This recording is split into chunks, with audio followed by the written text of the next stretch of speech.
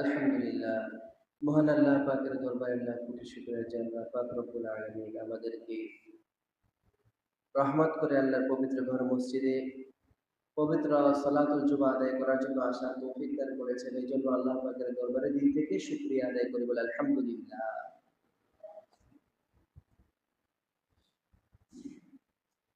মোহতারাম হাজিরিন,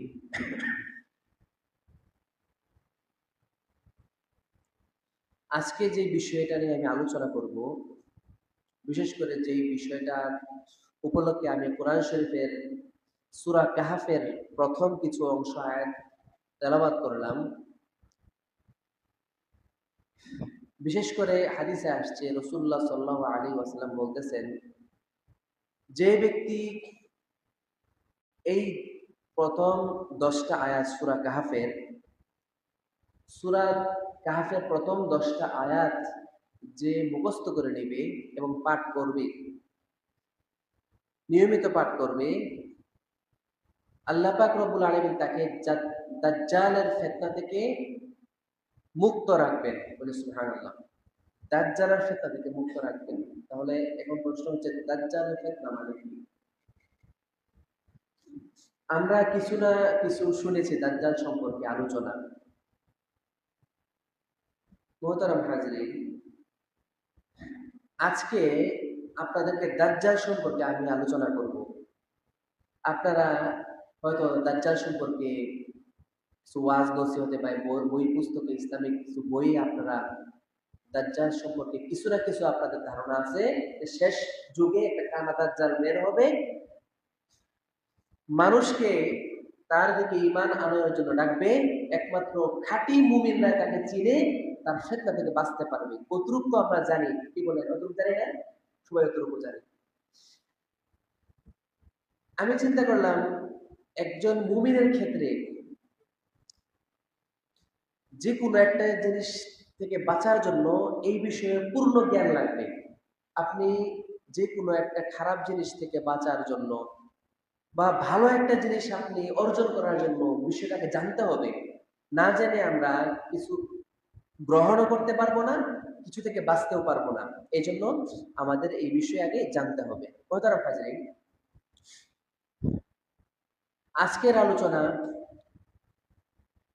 আজকের আলোচনার বিষয়বস্তু কিয়ামতের অন্যতম আলামত দাজ্জাল। আলোচনা করব এক নম্বর পর্বের আলোচনা, কারণ দাজ্জাল সম্পর্কে আলোচনা অনেক বিস্তারিত। আজকে প্রথম পর্বে আলোচনা শুরু করতেছি, যেহেতু এর আগে কোনো সময় দাজ্জাল সম্পর্কে আলোচনা করা হয়নি। তো আজকের পর্বের মধ্যে থাকবে দাজ্জাল কে। এই দাজ্জাল কে? এই মাসিহে দাজ্জাল এটা কে? মোহতারাম হাজরিন, দাজ্জাল সম্পর্কে কিছু পরিচিতি সম্পর্কে আমি আলোচনা করবো ইনশাআল্লাহ। মোহতারাম হাজরিন, দাজ্জাল হচ্ছে আদম সন্তানদেরই একজন। আপনি এরা মনে করতে পারেন দাজ্জাল হয়তো ভিন গ্রহের কোন, অনেকে বলে না এলিয়েন, কত কিছু বলে, ভিন গ্রহের কোন প্রাণী কিনা। না মোহতারাম হাজরিন, দাজ্জাল বনি আদম সন্তানেরই একজন দাজ্জাল।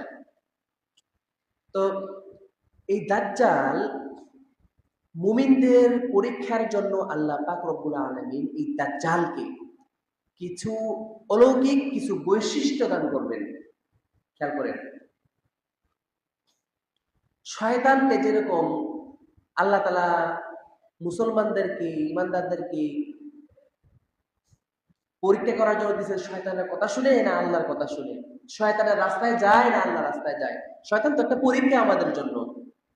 ঠিক তদ্রূপ দাজ্জাল সেই দাজ্জালও বনি আদমের একজন। সে মুমিনদের পরীক্ষার জন্য আল্লাহ পাক রব্বুল আলামিন তাকে অলৌকিক কিছু বৈশিষ্ট্য দান করবেন।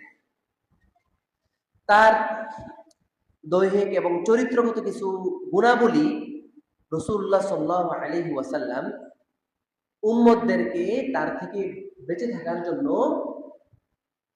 তার কিছু গুণাবলী বর্ণনা করে গেছেন, দাজ্জাল কেমন হবে।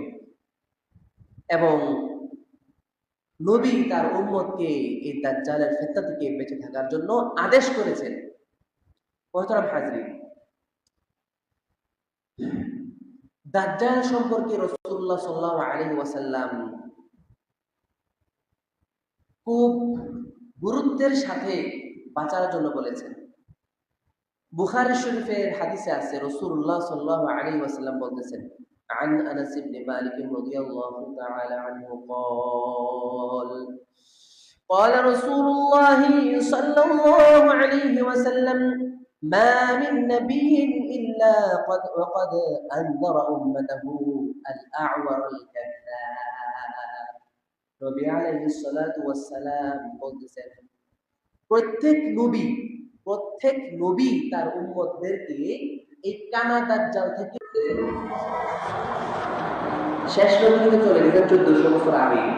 1400 বছর বললে বলবে 1450 বছর, প্রায় 1450 বছর আগে রাসূলুল্লাহ সাল্লাল্লাহু আলাইহি ওয়াসাল্লাম চলে গেছেন। এখনো কোনো দাজ্জালের আবির্ভাব কিন্তু ঘটেনি, আসবে।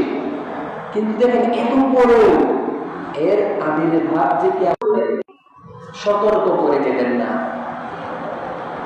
তাহলে আমরা বুঝতে পারলাম যে এই ফিতনাটা ভয়াবহ একটা ফিতনা হবে, এবং এই ফিতনাটা নিঃসন্দেহে পৃথিবীর ইতিহাসে সবচেয়ে বড় ফিতনা। পৃথিবীর ইতিহাসে কত ধরনের ফিতনা না আসতেছে যাইতেছে, কিন্তু এই দাজ্জালের ফিতনাটা হবে পৃথিবীর ইতিহাসে সবচেয়ে বড় ফিতনা। মুহতারাম হাজিরিন, রাসূলুল্লাহ সাল্লাল্লাহু আলাইহি ওয়াসাল্লাম বলেছেন, আলা ইন্নাহু আ'ওয়া, এটা হবে কি কানা, কানা, এক চোখ হবে কানা। ওয়া ইন্না রাব্বাকুম লাইসা বিআ'ওয়া, তোমাদের প্রভু কানা নয়। এই দাজ্জাল এসে বলবে কি জানেন, আমি তোমাদের প্রভু। সে সব কিছুই দিতে পারবে, তার হাতে অনেক বিশেষ ক্ষমতা থাকবে।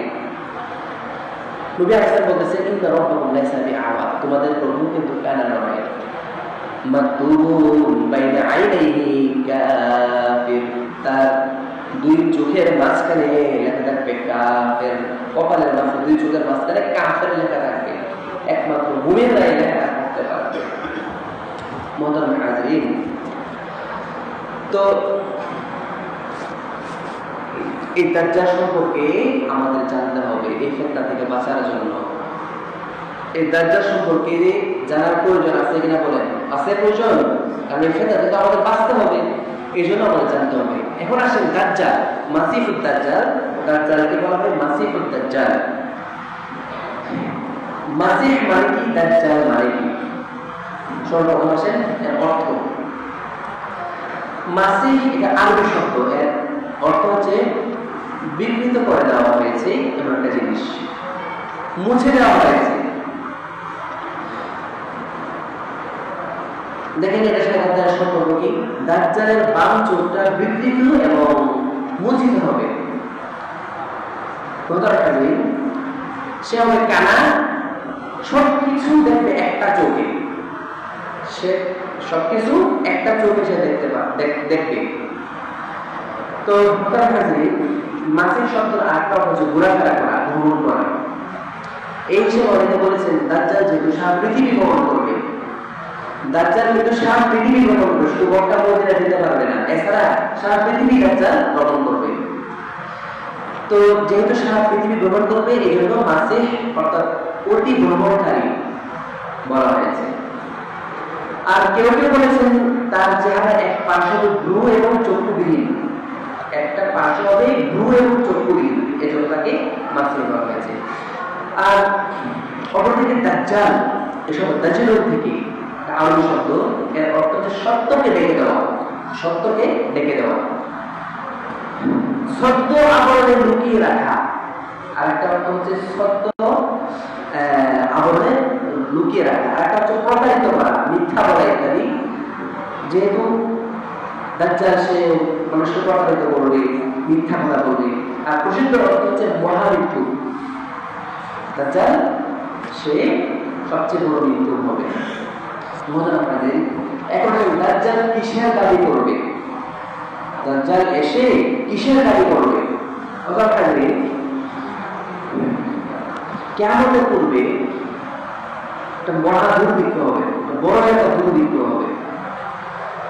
তো এই দুর্ভিক্ষের সময় এই দাজ্জাল বিভিন্ন প্রকারের খাদ্যদ্রব্য নিয়ে এসে বলবে, আমি হচ্ছি সমগ্র জগতের রব পালন কর্তা নাউজুবিল্লাহ, সে নিজেকেই সবচেয়ে বড় রব দাবি করে। কারণ তখন খাবার খাওয়ার থাকবে না, দুর্ভিক্ষের সময় কারো কাছে খাবার থাকবে না, যে খাবার চাইবেন সেই খাবার দিতে পারবে। তো মানুষ সেটা থেকে এগিয়ে আলোচনা করতে পারে। দুর্ভিক্ষের সময় খাবার দূষণ পাইলে সে খাবার করতে খায়, যে খাবারটাই চাওয়া হয় সেই খাবারটাই সে কি এই দিতে পারে। যে সম্পদটাই তাকে চাওয়া হবে সেটাই দিয়ে দিবে।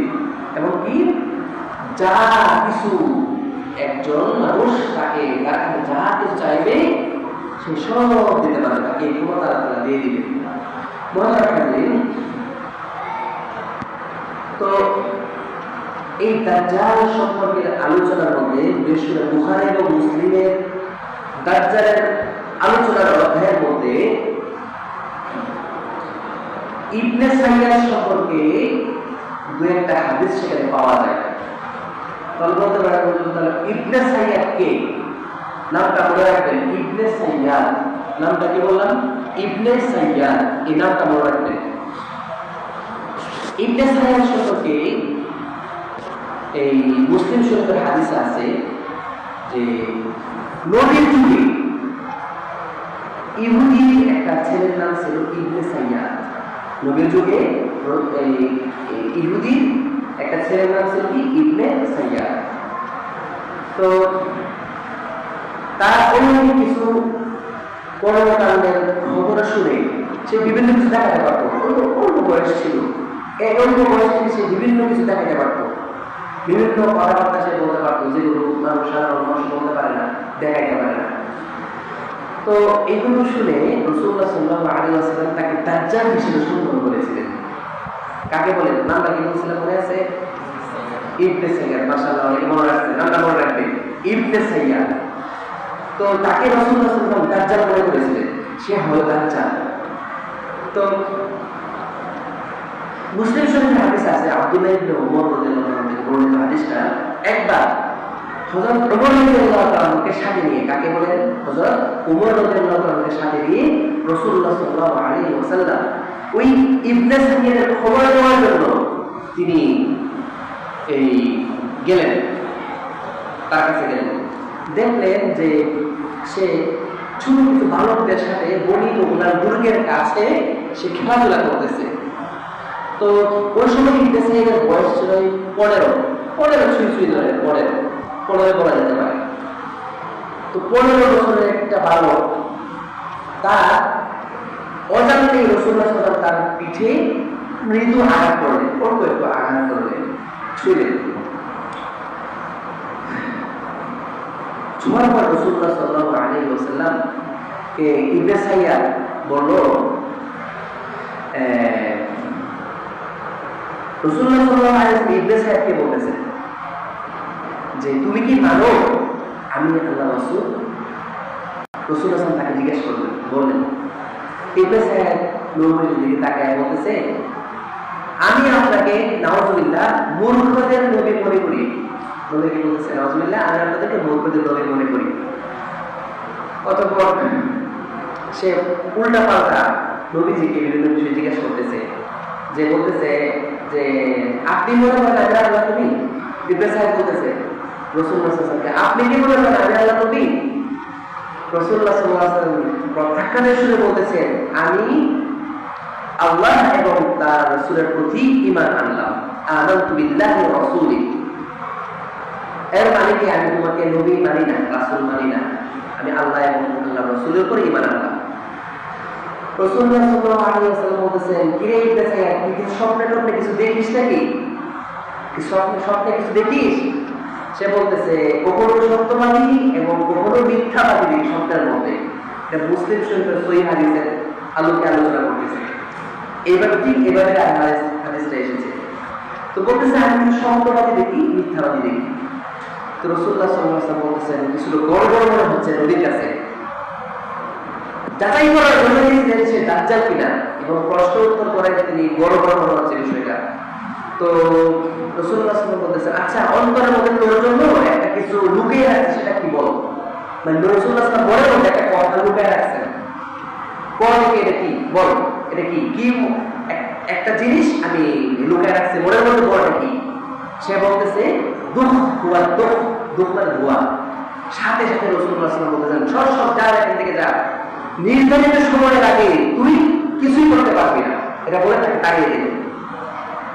এই অবস্থাতে কি উমর রাদিয়াল্লাহু আনহু গরম মানুষ ছিলেন। রাসূলুল্লাহ সাল্লাল্লাহু আলাইহি ওয়াসাল্লাম তার পতাকা রাখতে দিয়ে রাসূলুল্লাহ বলতেছেন, ইয়া রাসূলুল্লাহ, আপনি আমাকে অনুমতি দেন আমি তার গর্দান নামিয়ে দিই। আপনি অনুমতি দেন তার গর্দান নামিয়ে দিই। তো রাসূলুল্লাহ বলতেছেন, সে যদি আসলেই দাজ্জাল হয় তাহলে এই কাজটা তোমার না, এই কাজটা হচ্ছে মরিয়মের ছেলে ঈসা, ঈসা আলাইহিস সালাম, ঈসা আলাইহিস সালামের হাতে সে নিহত হবে। আর সে যদি দাজ্জাল নাই হয়ে থাকে তাহলে তাকে মেরে হত্যা করে কি লাভ?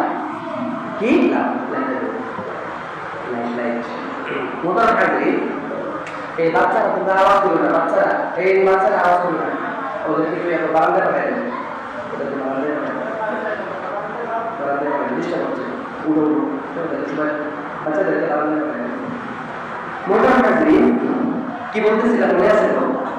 রাসূলুল্লাহ সাল্লাল্লাহু আলাইহি ওয়াসাল্লাম বলেছেন, সে যদি দাজ্জাল হয়ে থাকে তাহলে তার মারাটাই হচ্ছে কি ঈসা আলাইহিস সালাম। তো দাজ্জাল না হলে কেমন লাগে? এটা একটা হাদিস গেল। মুসলিম শরীফের আরেকটা হাদিস শুনেন। হাদিসটা বলতো সাহিব ইবনে আব্দুল্লাহ রাদিয়াল্লাহু আনহু, তিনি বলেছেন যে আব্দুল্লাহ ইবনে ওমর রাদিয়াল্লাহু আনহু থেকে শুনেছি যে রাসূলুল্লাহ সাল্লাল্লাহু আলাইহি ওয়াসাল্লাম উবাই ইবনে কাব, একজন নবীর সাহাবী, নাম কি বললাম? উবাই ইবনে কাব। উবাই ইবনে কাব কে সাথে নিয়ে রাসূলুল্লাহ সাল্লাল্লাহু আলাইহি ওয়াসাল্লাম ইবনে সাইয়াদের খেজুর বাগান আছে মদিনায়, ওই খেজুর বাগানে গেলেন। সে দাজ্জালের রাজা করার জন্য তিনি চুপি সারে গেলেন। তিনি যাওয়ার সময় খুব লুকিয়ে গেলেন, এমনকি হাদিসে আছে যে রাসূলুল্লাহ সাল্লাল্লাহু আলাইহি ওয়াসাল্লাম খেজুর গাছকে আড়াল করে, মানে খেজুর গাছের মাধ্যমে নিজেকে আড়াল করে চুপি সারাতে গেলেন। ধরেন আপনি যদি একটা শিকারকে আপনি আটকাতে চান, মারতে চান, তীর নিতে করতে চান, ধরেন একটা হরিণ শিকার করতে লাগেন, আপনি কি হরিণের সাথে সঙ্গে চলে আসবেন? আসবেন না, আড়াল থেকে। ঠিক রাসূলুল্লাহ আড়াল থেকে খেজুর গাছের পিছনে পিছনে তিনি ইবনে সাইদের কাছাকাছি যাওয়ার চেষ্টা করলেন। সে কি বলে? সে মাঝে মাঝে আবু কাবুল বলে, নিজে নিজে কথা বলে, বিড়বিড় করতে থাকে। তো রাসূলুল্লাহ সাল্লাল্লাহু আলাইহি ওয়াসাল্লাম লুকিয়ে লুকিয়ে সামনে আগাইতেছেন। তো আগে তিনি শুনতে পাচ্ছেন যে সে একা একাই যেন বলতেছে, এবং ইবনে সাইদ দেখতে পাচ্ছে বিছানার চাদরের মধ্যে গা এলিয়ে সে যেন বিড়বিড় করতেছে। সে শুয়ে শুয়ে সে বিড়বিড় করে কি বলতেছে। তো রাসূলুল্লাহ সাল্লাল্লাহু আলাইহি ওয়াসাল্লাম যখন আরেকটু কাছে যেতে চাইলেন, তখন ওই ইবনে সাইদের মা চলে আসলো, এসে বলতেছে, হ্যাঁ সাফি, সাফি হচ্ছে ইবনে সাইদের ডাক নাম, উপনাম।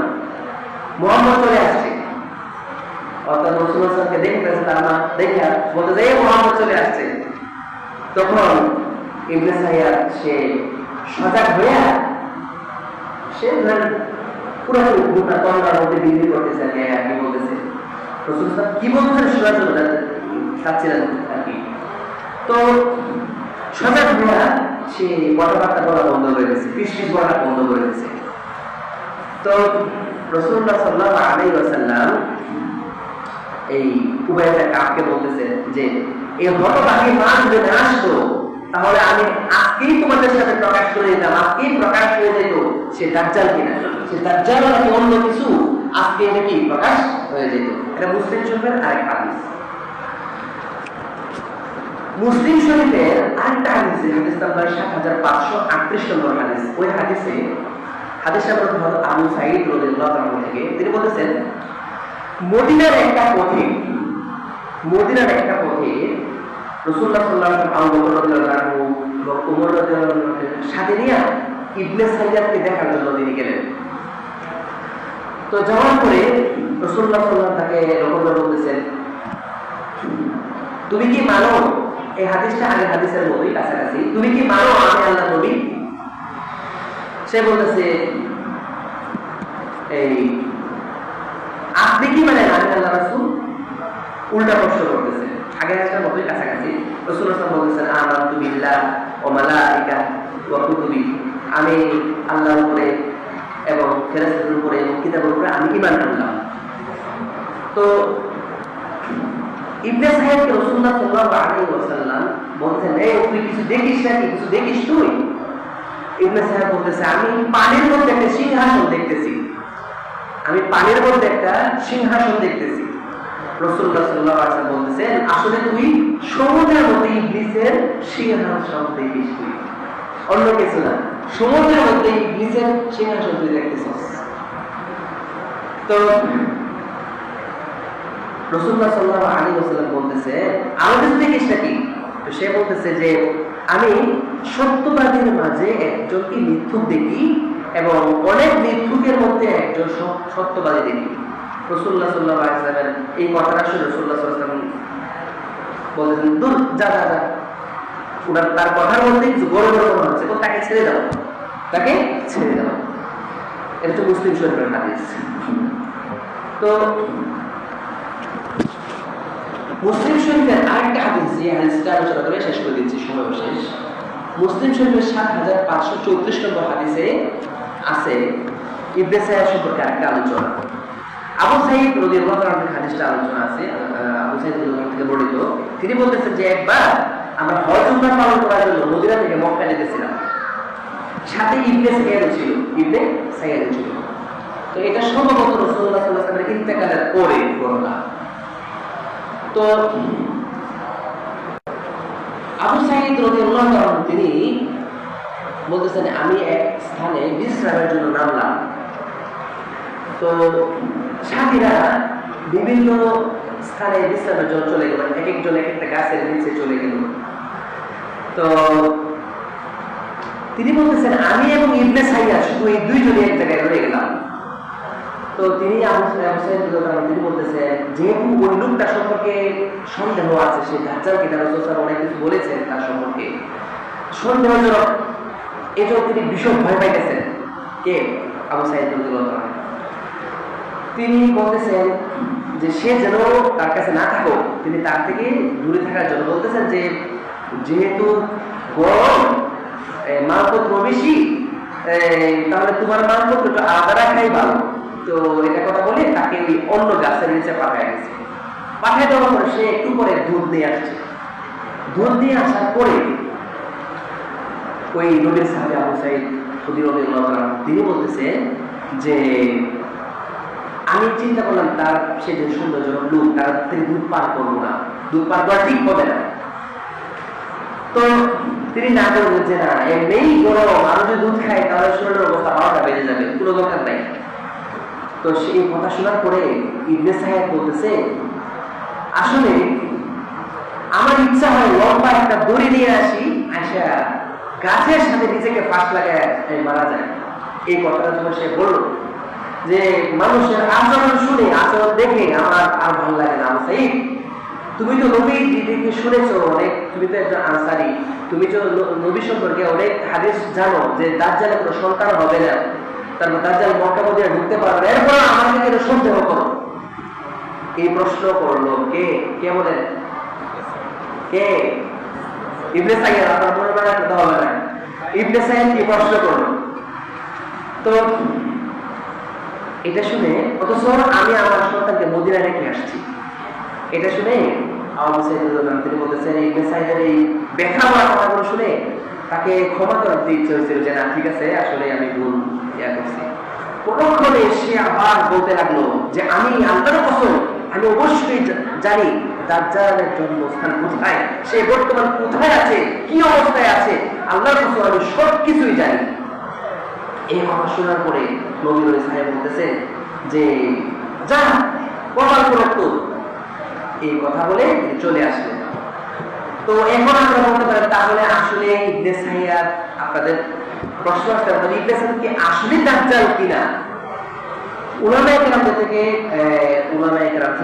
বিশুদ্ধ মত অনুযায়ী তার বিষয়ে মতামত হচ্ছে সে দাজ্জাল নয়, প্রকৃতপক্ষে সে দাজ্জাল নয়, সে অন্যতম একজন মিথ্যুক, শয়তানের সাথে তার সম্পর্ক ছিল।